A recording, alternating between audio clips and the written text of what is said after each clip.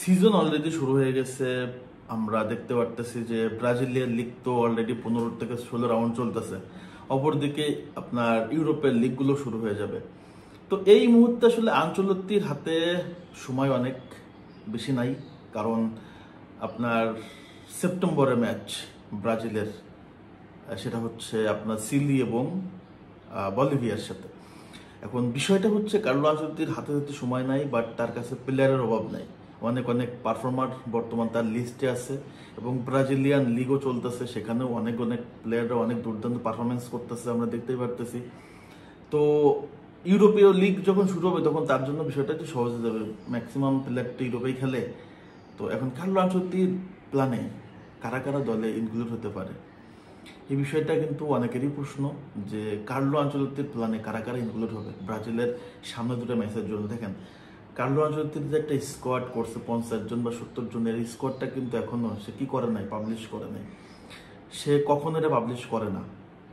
So এটা আমার আপনার পক্ষে জানা কঠিন, ইম্পসিবল। সে যদি পাবলিশ না করে বা মিডিয়াতে না আসে তাহলে কিন্তু জানা কঠিন। সো এই মুহূর্তে কার্লো আনচেলত্তির যে টার্গেট বা যে প্ল্যানটা, সেটা হচ্ছে যারা যারা ব্রাজিল দলের সাথে বা ব্রাজিল রাডারে আছে তাদেরকে নিয়ে কিন্তু সে তার কোচিং স্টাফ, সিবিএফ এর যারা তার সাথে ইনক্লুডেড, সবার সাথে নিয়ে কিন্তু একটা প্ল্যান সাজাচ্ছে। আমার কাছে যেটা মনে হয়, রিসেন্টলি সে ব্রাজিলের প্রত্যেকটা লিগের খেলা ঘুরে ঘুরে দেখবে, স্টেডিয়ামে বসে বসে দেখবে, কারণ ব্রাজিলে অনেক অনেক প্রতিভা। বর্তমান আমরা দেখতেছি যে অনেক পারফর্মারই কিন্তু ব্রাজিলের আসলে ক্লাবগুলোতে করতেছে। তারা অনেকেই আবার ব্রাজিলের ন্যাশনাল রাডারে কিন্তু আছে। তো এইখান থেকে কার্লো আনচেলত্তি একটা ভালো স্কোয়াড রেডি করার জন্য প্রস্তুতি নিতে পারবে। এটা তার জন্য সবচেয়ে সহজ হবে, কারণ ব্রাজিলের লিগের প্লেয়াররা যে আসলে কতটা দুর্দান্ত সেটা কিন্তু ক্লাব বিশ্বকাপে আমরা প্রমাণ পাইছি। অপরদিকে যখন ইউরোপীয় লিগ শুরু হবে, ইউরোপে কিন্তু প্রচুর প্লেয়ার রয়েছে ব্রাজিলের, যারা কিনা ব্রাজিল ন্যাশনাল টিমের রাডারে সবচেয়ে বেশি আলোচিত নাম, যারা ব্রাজিল ন্যাশনাল টিমের সাথেই আছে। তারাই কিন্তু তাদের টুর্নামেন্ট বা লিগটা এখন শুরু হয় নাই। এটার জন্য কার্লোকে একটু ওয়েট করতে হবে। তবে একটা কথা বলি যে পৃথিবীর ভিতরে সেরা কিন্তু একজন ম্যান ম্যানেজার কার্লো আনচেলত্তি, কোনো সন্দেহ নাই। অ্যাজ এ কোচ হিসেবে তার লেভেলে এই মুহূর্তে আসলে আমি কাউকে দেখি না। তো এমন একজন কোচ যখন ব্রাজিল দলের দায়িত্ব নিচ্ছে এবং যখন তার সামনে এত এত পারফর্মার, সো এই টিমটাকে ম্যানেজ করা তার জন্য আমার কাছে মনে হয় না চ্যালেঞ্জিং। দেখেন, আমরা ডিফেন্স লাইন আপে যে অপশানসগুলো দেখতেছি, সেখান থেকে সলিড 4 জন বা 8 জন খুঁজে বের করা কঠিন ব্যাপার, এবং সেটা কার্লোকে করতে হবে। অ্যাট দ্য সেম টাইম মিডফিল্ডেও কিন্তু একাধিক অপশান আছে। মিডফিল্ডে আপনি যদি বলেন যে ভাই ব্রাজিলের মিডফিল্ডে অপশানস নাই, একাধিক অপশান দিয়ে ব্যালেন্স করা পসিবল, এবং সেটাও কার্লোকে করতে হবে। সো কার্লোর চ্যালেঞ্জের জায়গা হতে পারে নাম্বার 9 সিলেকশন করা। এই জায়গাটায় কার্লো আসলে চ্যালেঞ্জ হতে পারে, যেমন জোয়াও পেদ্রো, ম্যাথুস কুনিয়া, তারপর হচ্ছে কায়ো জর্জ দুর্দান্ত খেলতেছে, হালকা ভালো খেলতেছে।